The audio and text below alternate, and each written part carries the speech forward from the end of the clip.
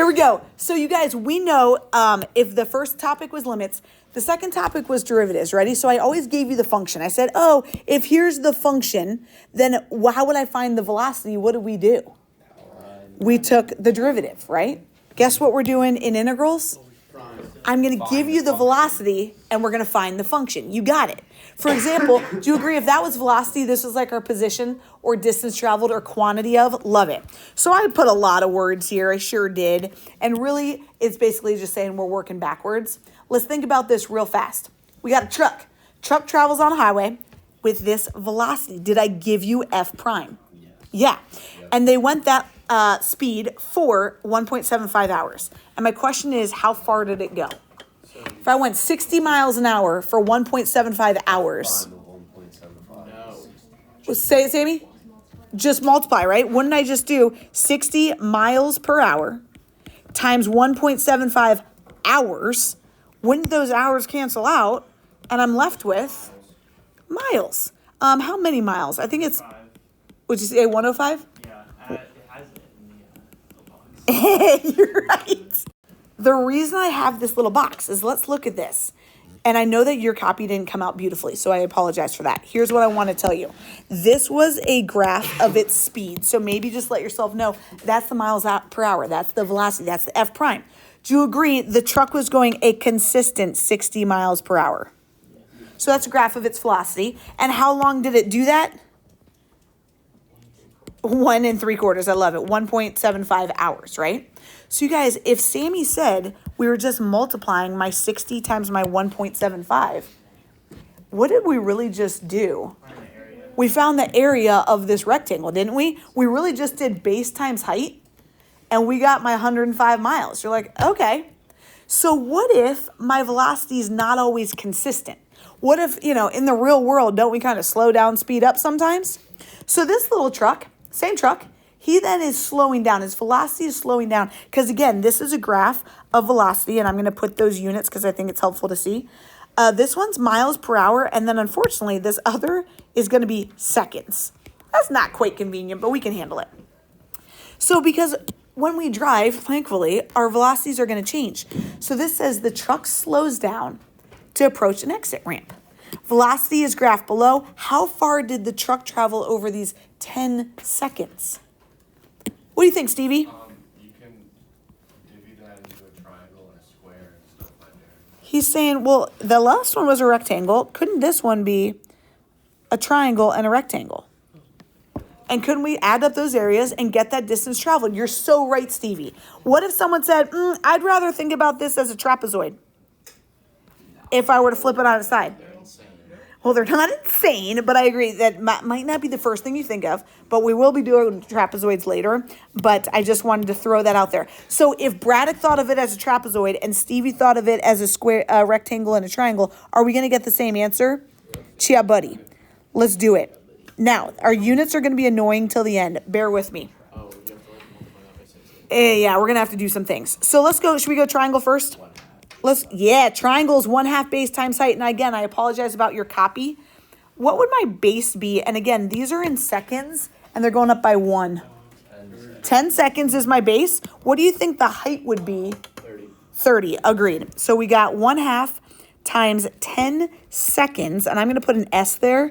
And then 30 miles per hour. I'm going to be a little ridiculous with my units just because these are annoying. So bear with me. What is 1/2 of 10? 5 times 30? 150. And now this is going to be gross. Seconds times miles per hour. Just go with it for now. Let's go talk about that rectangle. Base times height. Yeah, length times width. I like it. What is my base? 10 seconds. My height? 30 miles per hour. What are we getting there? 300 seconds, times miles per hour. Are these ugly units the same at least? Okay, so you guys, would you agree that my units are the same? These ugly units are the same. So can I add these up just like Stevie said? Add up my triangle and my rectangle? So how many seconds, miles per hour would I have?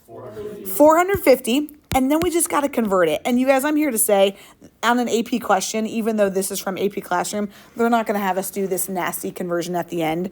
Seconds times miles per hour. Gah. You guys, do you agree? We were looking for how far the truck traveled. We're looking for the miles. How could I get rid of hours and seconds? We could. Yeah, in 1 hour. How many seconds are there? 3,600 seconds. And I'm with you. We could have done that in 2 different fractions. I'm just combining it into 1. You agree? And again, they're not going to ask us to do this, but my hours cancel out. My seconds then cancel out. What would you want me to do on my calculator to find my distance? 450 divided by 3,600. Exactly. That is going to get me 1/8 of, what's my unit? Exactly. If we're looking at, check out what they gave us. The rate of change of Estelle's altitude. Did they give us a velocity? Yep. They did, because they said rate of change of her. So, and they said it's in feet per second. So I'm going to throw that over there just so I'm like aware. Oh, they gave me velocity. T is measured in seconds. Okay. And so you guys, it says, hey, how much altitude did she gain from 0 to 8 seconds? They want a quantity, right? So we got to find the area if we're given a velocity graph. So could I find the area from 0 to 8 seconds? What do we think? What's the area of that triangle to me? 1/2 what? And I'm sorry, here's the zoomed in. 8 times 40. Love it. And we're really talking 8 seconds times 40 feet per second. And you agree those seconds cancel. Yes. Half of 8 is 4 times that 40. 160 feet is how far she went, up or down, would you say? Down. Well, no, What was her velocity value? Those velocity values were positive, so she floated. I picture her in a hot air balloon. Okay, Estelle is in a hot air balloon. slowing down. For the first 8 seconds, so this hot air balloon was cruising. 160 feet in 8 seconds. But then, what does her velocity do here? She's going down. Isn't her velocity negative? So then it's going down. Because she's talking altitude, that's why I'm talking up and down as opposed to left and right. So now her hot air balloon's like, poo. And then what's her hot air balloon? Is it still falling? But then it approaches a velocity of 0, right? Okay. Because check this out. This is what they love to say. What's her final altitude position? So now subtract. Subtract. If this is underneath that x-axis, people, you best be subtracting that area. Anytime it's underneath that x-axis, we got to subtract it. Sound good? Let's go find the area of that triangle. I'm going to write it as a negative. 1/2. What would the base of that triangle be? Here's your zoomed in. 8 again. Height. Let me zoom it over there. 20 or negative 20, wherever we want to put that negative. Agreed. So we're saying 8 and a 20. Yep. What's half of 8? 4. Times 20? 80. Agreed. And so I'm going to say negative 80. So then when they said, hey, what's her final position? If up here she gained 160 feet, down here she lost it. Yeah, so our math could just say 160 minus 80 is going to get her at 80 feet. Okay, you guys, let's take a peek at this guy. This is from an AP test. Here it goes. The flow of oil in barrels per hour. Is that a rate? Yes. Yeah, they gave us a velocity, you guys. They gave us a velocity. So that's our velocity. Is given by the graph shown above of the following, which best approximates. Notice that our answers are pretty spread apart because they know we're just going to estimate the number of barrels that passed through the pipeline that day. Any ideas? Oh, make a rectangle. The area? What shape are you seeing? Rectangle and triangle. You're seeing a big old rectangle there, Triangle. and then you're seeing a little triangle there? Probably why they said estimate. Yeah, exactly. So real fast, just if I were to draw a rectangle, I'm going to go red here. Do you think that'd be an over or an underestimate? Over. A little over, wouldn't you agree? Because we got that little thing and that little thing. Just something to be mindful of. Okay, let's find the area of that rectangle. 24 times a hunch is going to get me 24 hunch. Love it. Let's talk about my blue triangle now. Blue triangle, do you feel a little over or a little under? Under. I'm feeling we're going to be a little under because that's a little bigger. And that's fine. What would be the area of that triangle? Height is 100. Height is a hunch. And then 12. Base is 12. 600. 600. Final approximation. Add them up, right? 2 more questions. Here we go.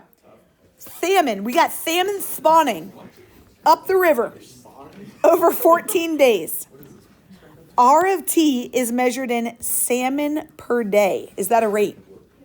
Yeah. You guys, this is a graph of salmon per day. T is measured in days, as they said. And it says, approximate how many salmon, the quantity, F, swam up the river in the first 14 days. I'm seeing a rectangle and a triangle. Okay, we got options. I see, wait, so let's look at it though. There's his rectangle, but look at his triangle. I'm not saying one is better than the other, because isn't that going to be quite a what? Overestimate, which is fine. We're estimating. I don't care. That's great. What's another way we could do If it? you draw it from the corner of the triangle, Let's think. that's perfect. Look at that. How do we feel? It'll like. Oh yeah, because there's an over and an under. There's a little over, and then there's a little under. I feel fine with it. I'd be good with either, okay? I'd be good with either. Which one are we doing? The big triangle. Big triangle, word, let's do it. 1/2, what's my base? Sorry, yep, 14 days. And then this height is 1,500. So maybe just for your own sake, you guys write that on there just so you don't know, so you do know where those came from. My copies didn't come out so great. Okay. Yeah, 10,500.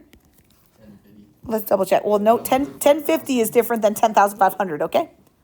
1050. And what would be my units on that? Again, if I did 14 days per day. times salmon per days, isn't it? They wanted to know how many salmon Yeah. swam You up. have to include units there. No, because they didn't ask for it, right? But I just think it's good to practice because they will ask eventually.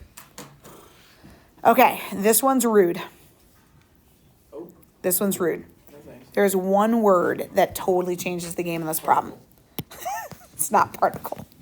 Particle moves along a straight line, so this velocity in centimeters per second is given. They gave us velocity, right? From 0 to 6, what is the total distance that particle traveled? Yeah, you're fine. So that word total is a real nuisance because they don't care if we had positive or negative velocities. You with me, Care Bear? They just want to know how far did it go. So even though this is beneath the x-axis, So it's just always positive. I'm going to add it. Exactly. Do not subtract this. Value. Exactly. That's perfectly said. We need to do absolute value of all the areas or make all, bless you, areas positive because they want to give it credit. You know what I'm saying? Okay, I want to challenge you real fast. I don't want you to break this into a square and a triangle. I want us to practice a trapezoid because we're going to have to do them eventually, so I want us to practice. You guys know the area of a triangle. What's the area of a triangle? 1/2 base. 1/2 base times height. Guess what the area of a trapezoid is? 1/2 bases times height. It's the same thing. It's just, check this out. Area of a trapezoid is 1/2 bases times the height. You know it because you did it with triangles. 1/2 base times height is the area of a triangle. A trapezoid just has 2 bases. So let me show you. What would be a base? Well, let me show you. Here's a base and here's a base. Exactly. So what would be my bases? 5. 3 and 2, very good, is 5. What's my height? 2. Great. So it's 5. 3, 4, 5 times, yep, beautiful.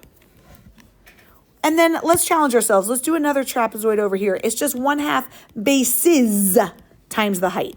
Just like a triangle with 2 bases. You guys, 1/2, what's a base? And another base? And the height. Very good. What's that going to be? 1.5. So you guys, if they asked what the displacement was, what do you think our answer should be? Our displacement. What if they asked for the displacement? Look what's right there. Ooh. Yeah. What is the total distance my cute little particle moved? 6.5. So that one, bless you, those 5 letters change that. I think that's ornery. You know what I'm saying? So I'm very sad at myself for this formatting. You don't even understand how much time I spent on this formatting, and the fact that this is on this page is upsetting to me. But we're done for today. I want you to do pages 1 and 2 in your homework packet.